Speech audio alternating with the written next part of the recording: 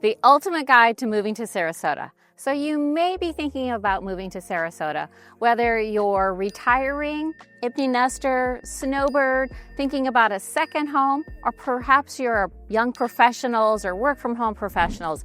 Whatever the reason, we see so many people flocking to Sarasota for good reason. But there's also a lot written online and in videos, and some of it is going to be truthful and some of it is just simply lies. So today I wanted to share with you the 6 biggest questions that I get asked all the time and the reality about moving to Sarasota. So let's get right to it. Now, the number one question that I often get asked is, where is the best area to live? Where should I live? And as you know, best and where should you live is a very subjective question because there are so many areas around here. So let's start with exactly where Sarasota is and what we're talking about if you're considering moving to this area. First and foremost, Sarasota and Manatee counties are a 2-county metropolitan area that make up well over 1 million people, located right here on the Florida Gulf Coast. These 2 counties have 4 major cities or planned developments in them. We have Sarasota, Venice, and Sarasota County, and also Bradenton and Lakewood Ranch and Manatee County. Also, there's a few suburbs in there as well. And then we have our barrier islands along the Florida Gulf Coast. So we have keys such as Longboat Key, Siesta Key, Lido Key, and Anna Marie Island. So this is a very large area. So trying to decide where's the best place to live, well, that can be a little tricky. So let's discuss the cost of housing here in the Sarasota Manatee County area. In 2025, the average cost of a residential property is $574,000, and that's the average for this 2-county area.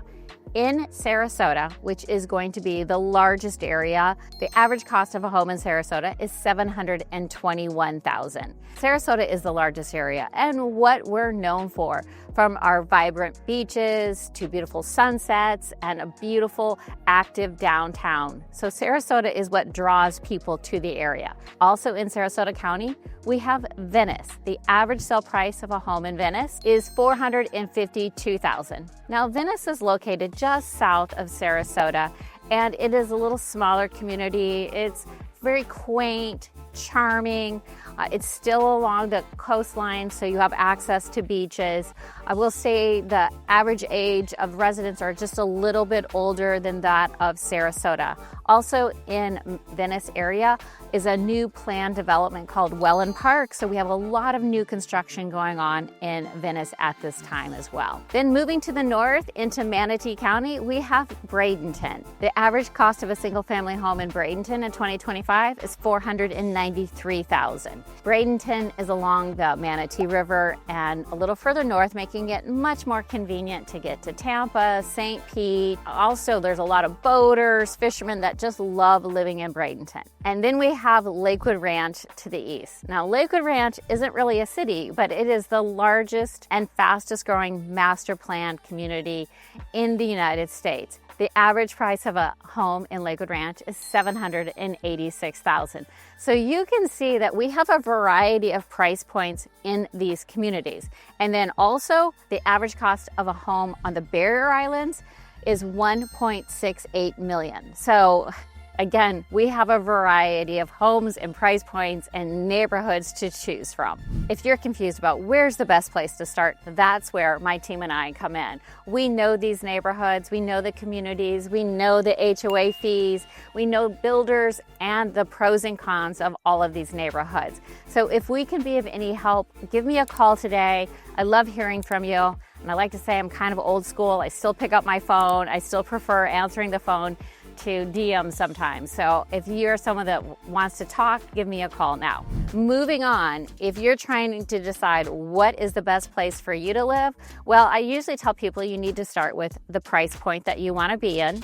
And then the second question is, what are the amenities you're looking for in a community? Are you looking for those communities that have resort-style pools and maybe an activities director or a restaurant? Or are you someone that's like, no, I want lots of big trees, these older, quaint, I don't want to have to pay high fees to live there, that's going to help narrow it down. And then also, I always ask, what is your ideal lifestyle? Because for me, it's always about creating a plan so that your lifestyle matches your neighborhood and that all the things that you want to do are usually 10, 15, 20 minutes tops away from where you're currently living. Because we all know the activities you enjoy the most should be the closest to where you live. The next question I get asked all the time and that people need to know about here in Florida is about HOAs. In Sarasota and Florida in general, 70% of all homes have some sort of HOA. Now, I find that Floridians kind of have a love-hate relationship with HOAs. They love knowing that their neighborhood is going to be taken care of and that everything is going to be well manicured in some continuity and conformity.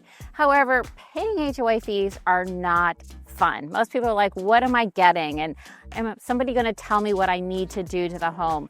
So HOA fees, HOAs are all different. We have HOAs that are really $12 a year because there's no amenities and they're not charging you fees. They're just overseeing the neighborhood to make sure that no one's raising a goat in their backyard, right? And then we have neighborhoods that are $600, $700 a month that are filled with amenities, whether that's pickleball and pools and dining, whatever it may be, you can find it there. So if you're looking for no HOAs, that is possible. We have communities close to downtown. Some of the older neighborhoods have 0 HOAs. Also in Manatee County, out to the east, we have large tracts of land with great homes on them that have no HOAs. So it's kind of hit and miss, but very possible to find a home without an HOA. So whether you want all the amenities or you want nothing at all, it's possible here in Florida. But do keep in mind, 70% of all homes will have some sort of HOA. So no one moves to Florida without asking the question about homeowners insurance. And it really is a big question, as homeowners insurance in the state of Florida has increased by 57% in the past decade. But it's not just Florida. Homeowners insurance has increased nationwide. But here in Sarasota and Manatee County, the average homeowner is paying in Manatee County $3,400. And in Sarasota County, the average homeowner is paying $3,600. There's a slight difference between counties. But what people really want to know is, why has insurance increased so much? And is there anything that you can do about it? Well, first of all, insurance costs have increased due to natural disasters. Again, here in Florida, naturally, we do see hurricanes. And in the past decade, the Gulf Coast of Florida has seen more than they had previously. Now, this can change at any time, but the devastation from hurricanes definitely cause insurance costs to go up. But again, it's natural disasters, so fires, flooding everywhere is impacting the cost of insurance. Also, here in Florida, another reason insurance is so high has to do with fraud and litigation. At one time, you were able to assign your benefits to contractors, and that became very litigious, and so there were 79% of all lawsuits against insurance companies were filed here in the state of Florida, and yet we only make up 9% of the claims. So that luckily has started to decline, as there's legislation in place that no longer allows an individual to assign their benefits over to contractors knocking on the door saying that they are going to collect directly from your insurance company. But it's not just storms and fraud, it's also the cost of replacement. Remember, insurance companies need to insure your home at replacement costs. So if you bought your home 15 years ago for $400,000, that home to replace from the lumber, windows, roofing material is twice that. And so the cost to replace is so much higher. And also just finding good labor. Trade skill labor is harder and harder to find, making the cost of labor increase. And so this is kind of, unfortunately, a perfect storm and why all of the insurance costs have gone up so exponentially, locally and nationwide. So based on the cost of insurance, HOA fees, all of this Is it better to buy, resell, or new? Well, that's a question we get asked all the time. And honestly, it's kind of a $1 million question. Should you buy an existing home? Is it going to be more economical? Are you going to get a better price? Or should you buy a brand new home? Well, naturally people say, oh, I love new. I don't have to do anything to it. My insurance costs are going to be lower. But it's really hard because, again, new homes are being built further to the east, further to the north or south, and sometimes you lose that community that you're moving to Sarasota for. And then sometimes with older homes, you love the neighborhoods, the charm, but the cost to insure it is going to go up, or you know you're going to be putting a brand new roof on that home in the next 5 years. But it's all kind of have to balance this out, because with new homes also we have CDD fees, and a CDD fee is going to be an additional tax for infrastructure of the community. So taxes on new homes are higher, insurance is higher on older homes.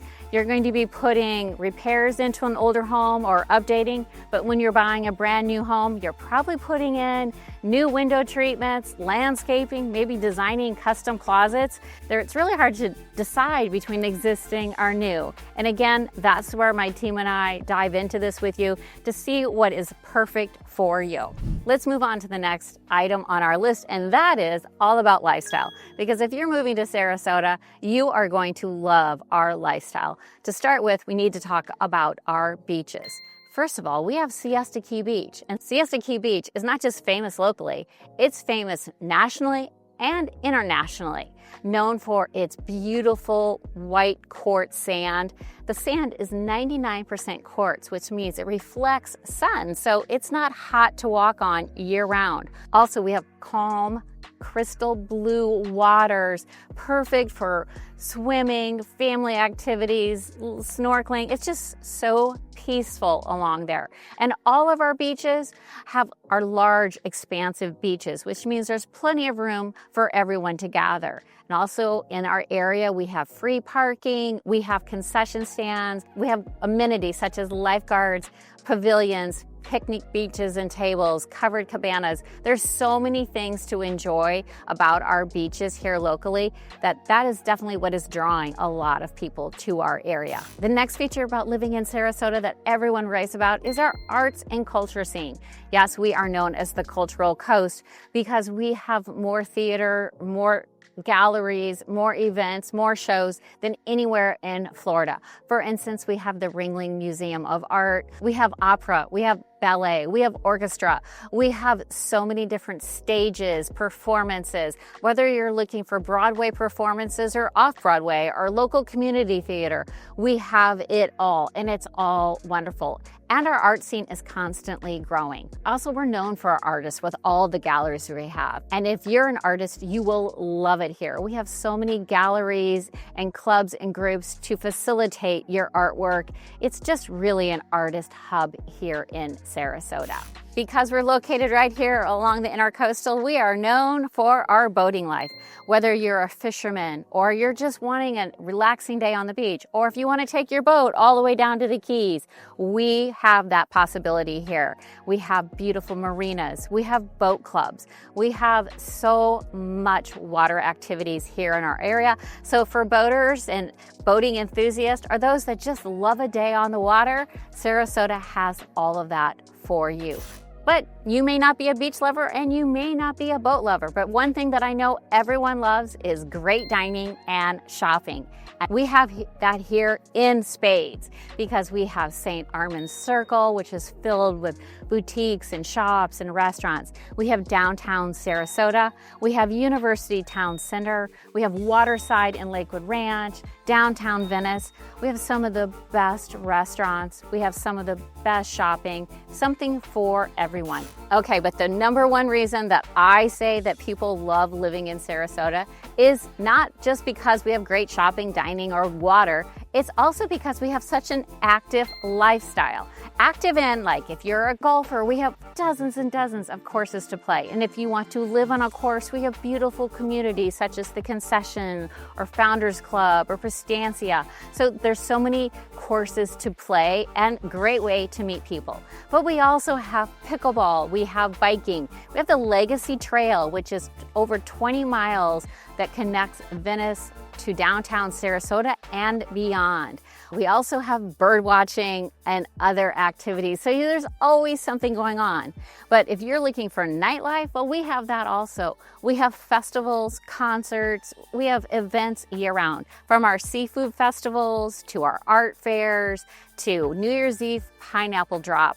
There's always something happening. And if you like live music, we have it. We have Fresh Fridays, First Fridays, we have events throughout the year. So there's never a lack of something to do.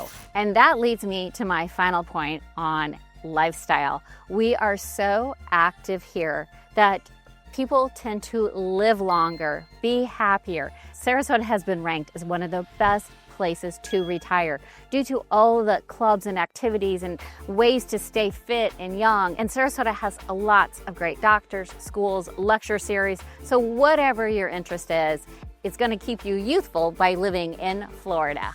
All right, the final item on my list today is the weather. Now, we have to talk about the weather because people move to Florida for the sunshine, the warmth, the no shoveling of snow, and never feeling cold.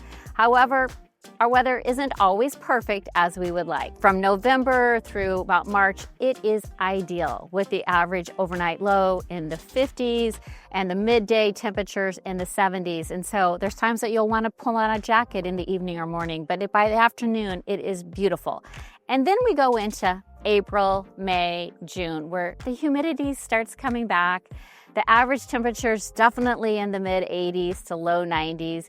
And it's not odd here in Florida to see a pop-up thunderstorm almost every day. We always say you need to keep an umbrella in your car, but never plan on canceling anything that you have planned because they come and go. And then we have the next season, which is the season that most people dislike the most. That is going to be between August and October. Now, I'm going to touch on hurricane season a little bit. It does actually start in June and go all the way through the end of November. However, peak hurricane season is August, September, and October. And as we know, hurricanes can hit anywhere. Luckily, we have lots and lots of notice if a hurricane is coming towards us and we can prepare. And I will say, hurricanes, the threat of hurricanes, definitely are one of the reasons people dislike the area. But it is something that if you're prepared for, you do not live coastal, you're most likely not going to see damage from a hurricane, but it is definitely scary to live through. So there you have it, the ultimate guide to moving to Sarasota. If you have questions about Sarasota, things that you want more detail on, please give me a call today. I know Sarasota is not perfect for everyone, but there is something to love here in Sarasota. So thank you so much for watching. And as always, when you're buying or selling, always work with an expert.